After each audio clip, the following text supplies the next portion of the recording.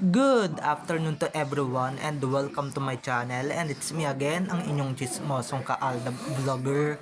Gusto ko munang magpasalamat sa inyong lahat sa mga walang sawa na tumatangkilik nanonood, sumusuport at sumusubaybay ng mga content ko here on my YouTube channel. So wag ninyong babaktawan o lalaktawan tong ating main topic for today's video. I'm sure na hindi ninyo pagsisisihan na pinanood nyo ito mula umpisa hanggang hulihan. And syempre, wag na wag kayong mag-i-skip ng segment, okay? And don't forget to share this video. So, dumako na tayo sa ating main topic for today's video. Sa mga nagsasabing laos na yung Aldab at hindi na pinag-uusapan, eto lang naman si Maine Mendoza mismo ang rumes back sa isang backlash winner yata yun na nagtapat kamakailan lang ng feelings niya kay Alden Richards. So ito na guys, watch this, mamaya ipapaliwanag sa inyo ng buong buo. So ito na guys, watch this. At kung nakita nyo na ngayong recaps, once again si TT o sa mga admins, dumako na tayo sa ating main topic for today's video. Gaya nga ng sinabi ko kanina, eto nga, dun sa mga nagsasabing laos na yung Aldab at hindi na pinag-uusapan, dyan kayo nagkakamali guys, dahil still angat na angat pa rin sila, diba? Angat na angat pa rin sila, kaso hindi na lang natin sila nakikita in public, hindi gaya dati, okay? Hindi kagaya dati, na dati talaga every may ganap talaga sila, pero ngayon wala na, 'di ba? Kasi they're private, okay? They are private na sila magkikikilos at hindi na sila basta-basta nagdi-display sa harap ng camera. So ito nga, pag-usapan natin yung kay Echo, okay? Yung kay Echo Karingal, yung nanalo sa backlash, na dating may feelings kay Alden Richards. Sinopla na pala to ni Mini, diba? Eto nga, kamakailan lang talaga nagtapat tong si Echo sa public, dito sa public sa public podcasts. Hindi ko na lang sasabihin kung anong podcast dahil hindi naman tayo interesado kung ano yung podcast na yun at kung sino yung host. Kamakailan lang nagtapat nga tong si Echo sa isang podcaster na talagang may feelings siya kay Alden, or dati siyang may crush kay Alden. At ito nga, napatulala si Echo nung naghubad mismo sa harapan niya si Alden Richards. At nakita na pala ni Echo yung nipples ni Alden, or yung alam niyo na yon, okay? Pero yun na nga, gaya nga ng sinabi ko kanina, di ba, may kalaswaan din pala tong si Echo, no? May pagkamaharot din pala. Eto ngayon, pakasara nga yung pintuan dito. Gaya nga ng sinabi ko, gaya nga nung sinabi ko kanina, dapat, di ba, yung mga ganong issue na dating past na, yung past is past, hindi na talaga binubutlat or binubutlat pa, di ba? Hindi na dapat kwento kasi matagal na yun Pati ba naman yung paghubad ni Alden Richards ng damit sa harapan mo, gagawan mo pa ng issue, di ba? Gagawan mo pa ng istorya, di ba? Na kesyo takam ka, di ba? Di ba, kung ice cream lang daw si Alden, matagal niya nang naubos si Alden. And syempre, na lang, popsicle na lang yung matitira. Ganon talaga yung sinabi ng baklang yan.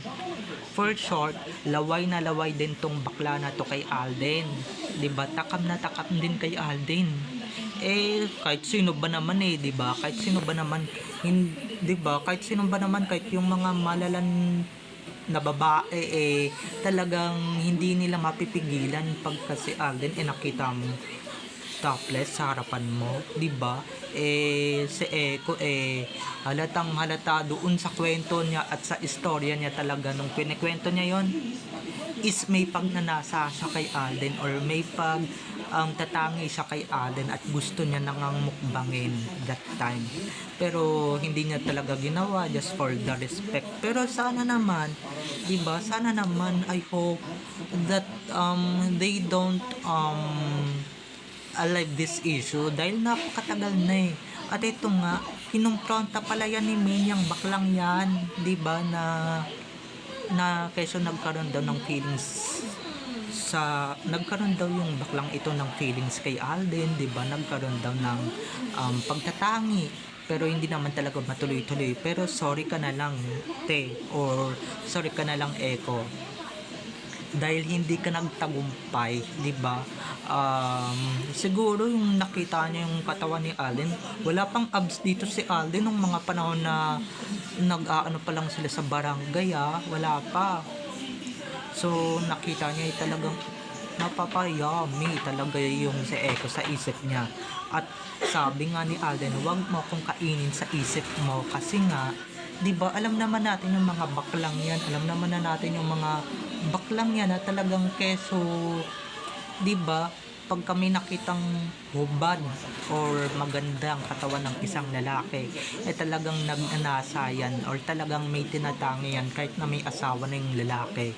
Pero sorry ka na lang, isang Main Mendoza yung nakaharap mo, kaya 'di ba? Ewan ko ba dito, ba't niya binuhay at ba't niya sinabi, 'di ba? Ba't niya inopen up, 'di ba? Siguro kasi dahil nga wala na siyang racket, wala nang kumukuha sa kanya dito sa Bakalang to 'Di ba? Wala nang kumukuha.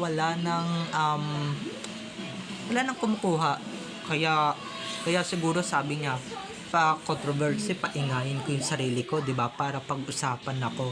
Kasi 'di ba, ang tagal-tagal na noon, 2018 or 2019 pa yun, panahon pa ng Aldab era pa yun, 'di ba? Or 2017 pa yun, I don't know, 2018. Dahil nga nakakasama ni Eko yan si Alden sa barangay, dahil once lang na nangyari yun, okay? Pero eto talaga tong mga to, talagang may pagkamalikot yung isip, 'di ba? Eto nga, hubad lang yung sinabi ni Eko. Nakita niyang naghubad si Alden sa harap niya, natulala siya. At kung ano-ano na yung umiikot sa isip ni Eko. At ito nga, makalipas lang talaga yung ilang segundo or ilang minuto, talagang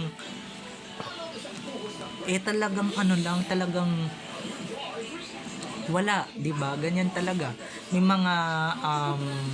mga pag ganun talagang tao, 'di ba? Pa controversial sa mga harap ng camera or sa harap ng camera, 'di ba?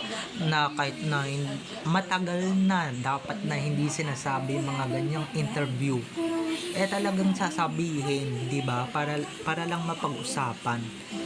Kaso sorry ka na lang, 'di ba? Totoo kaya tong inaway-away or nag-response si Main Mendoza dito kay Eko na backlash winner 2018, 'di ba, na talagang may pagtatangid pala or may lihim na paghanga kay Alden Richards, hindi lang basta idolo or fan, kundi bilang crush. Okay, crush.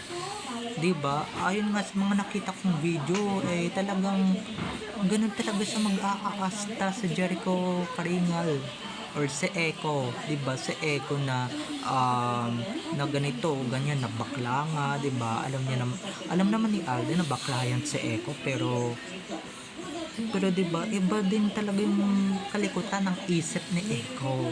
'Di ba, kahit sino ba naman hindi lilikot yung isip pag may nakitang ganon, 'di ba? Pag walang aminin nyo na kung sabihin nyo na kung ano yung gusto ninyong sabihin sa akin, pero I'm just telling the truth, okay? I'm just telling the whole truth, but nothing but the truth.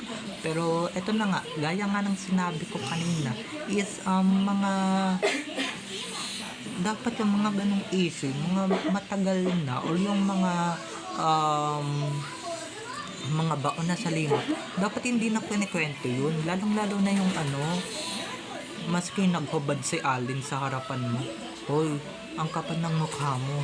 'Di ba? Ano, naglaway ka lang, naghubad. 'Di ba? Naghubad lang sa harapan mo, naglaway ka na agad. 'Di ba? Um, Kaya ayan, deserve mo sumikat, Jericho Karingal, kasi nga 'di ba, dahil diyan punong-puno ka ng criticisms at punong-puno ka ng mga bashers ngayon. 'Di ba? Kasi dapat yung mga ganyang issue, yung mga ganyang tanikala ba or whatever the word is, dapat hindi na talaga binubuhay, hindi na talaga pinapatulan, 'di ba? Kaso nung nakita yan ni Maine, siguro naman nakita yan ni Maine, talagang pinatulan na talaga yung mga ganitong issue kahit na walang kakwenta-kwentang bagay, 'di ba? Um, kahit kahit walang kakwenta-kwentang bagay, pinagkukwento pa, 'di ba? Anong point mo? Anong istorya mo, 'di ba? Pinapaingay mo lang naman yung sarili mo, 'di ba? Para saan magkaroon ka ng pangalan, kasi 'di ba? Wala naman nangyari sa pagka-grand champion yan. Yan meron ba? Meron bang nangyari? Um Meron bang nangyari? Meron bang naganap? Dumami ba projects mo? Kahit ngayon nag-discover sa'yo, hindi ka nga inalagaan, 'di ba? Now you know, guys, ganyan talaga yung mga bakla, Becky, na siguro hindi siya makamove on. Siyempre, eto na, bukod dun sa paghubad, may kwento pa yan si Eko. May naka one night pala yan si Eko, 'di ba, na isang EB host. At ito na nga ang sabi-sabi ng iba, aba, lumikot na utak ng mga bachelor at sinabing si Alden yan. Hello, 'di ba? Hello. Hindi naman papatol sa ganyang itsura si Alden, no? At hindi pumapatol sa bakla yun, di sana, 'di ba, kung pumatol siya sa mga bakla noon na matagal nang may nagnanasa sa kanya noon pa lang, na hindi pa lang siya showbiz or wala pa siya sa industriya, talagang dapat pinatulan niya na, 'di ba? To the first place pa lang, okay? Dapat pinatulan niya na yung mga ganun. Kaso mga ganyan, alam naman na natin si Alden is hindi pumapatol sa mga ganyan, 'di ba? Kaya yung mga bashers talagang ewan ko ba, 'di ba, malilikot nga kasi utak ng mga yan. Tawag pa lola, sorry. Malilikot yung utak ng ano na isip na